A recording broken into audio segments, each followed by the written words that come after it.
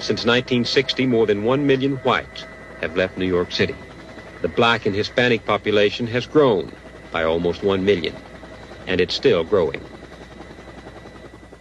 This is Rosedale, a community of 6,000 families in the far southeastern pocket of the borough of Queens.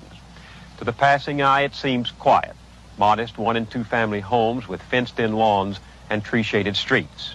The people who live here are almost all white, working-class Americans of Italian, Irish, and Jewish roots. They've worked all their lives to afford these homes. Many came from the inner city, refugees from neighborhoods in the Bronx, Brooklyn, and South Jamaica. Neighborhoods they saw changing and dangerous to live in.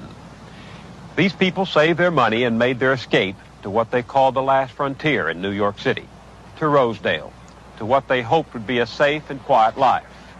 In the early 1970s, a few middle-class black families with very much the same idea in mind began to move to Rosedale too.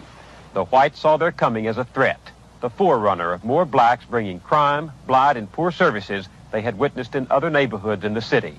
And the peace of Rosedale was shattered. In 1971, a score of men and teenage boys using axes and picks nearly destroyed a house reportedly bought by a black man married to a white woman. 200 residents stood by and watched. Since then, more than 10 acts of violence have been aimed at the few blacks living in Rosedale. The tension escalated with the coming of the Spencers. In the summer of '74, Tony and Glenda Spencer bought this 7-room house on 136th Avenue. They came to New York from the West Indies after living in London. Spencer, a photo engraver in Manhattan, said they just wanted a good place to live. But some whites suspected them of blockbusting, of trying to force lower property values on Rosedale homes so other blacks could afford to buy here. Before the Spencers moved in, their house was set on fire with gasoline. They moved anyway. On New Year's Eve day a year ago, while the Spencers and their sons slept, a pipe bomb exploded on the porch and smashed through the windows of the house. Police said the bomb was intended to wipe out the family. Attached to the bomb was a note that read, "Nigger, be warned. We have time. We will get your firstborn first." It was signed, Viva Boston, KKK.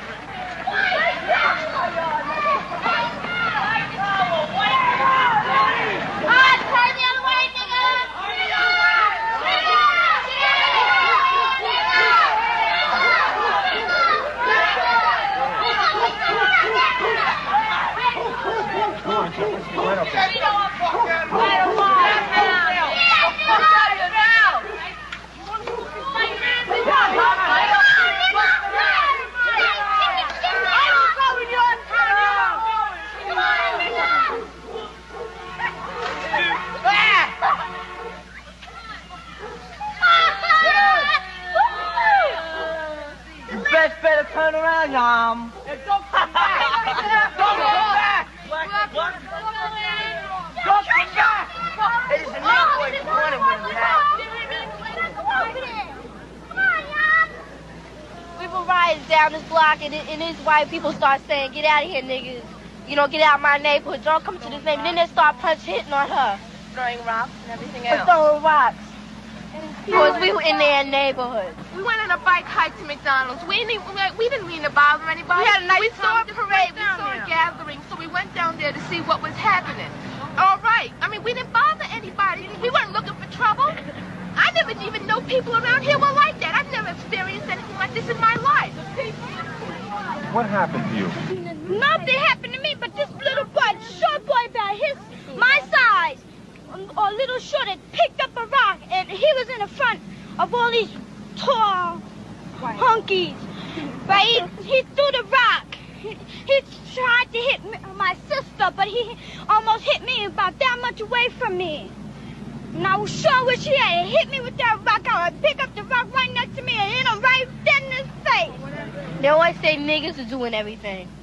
They always say weirds doing everything, right? We didn't. Every time the white people come down the block, we don't push them out their neighborhood and throw rocks and start hitting them. We don't bother the white people around our neighborhood, but when we get in a white neighborhood, they just push us out. Yeah. Everybody with us says it's with nothing, you know, they're a piece of dirt. Dogs, I mean, that's the way you treat an animal. I mean, God, we're human beings. You don't treat other people like that. It's just wrong.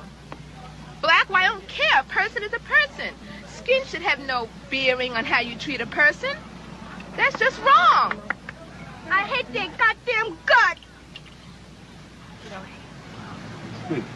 I can't say that I hate them. I can't say that it's totally the kids' fault. I mean, I'm sure their parents had some bearing on the way they feel and everything else. I think it's just the system. I don't know.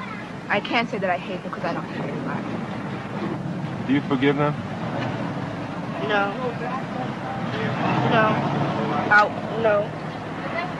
Can't take back no hurt. But they gonna always do that. They always spit on us like we some dogs. They always gonna Spit back do that. on them. Ain't nothing gonna change.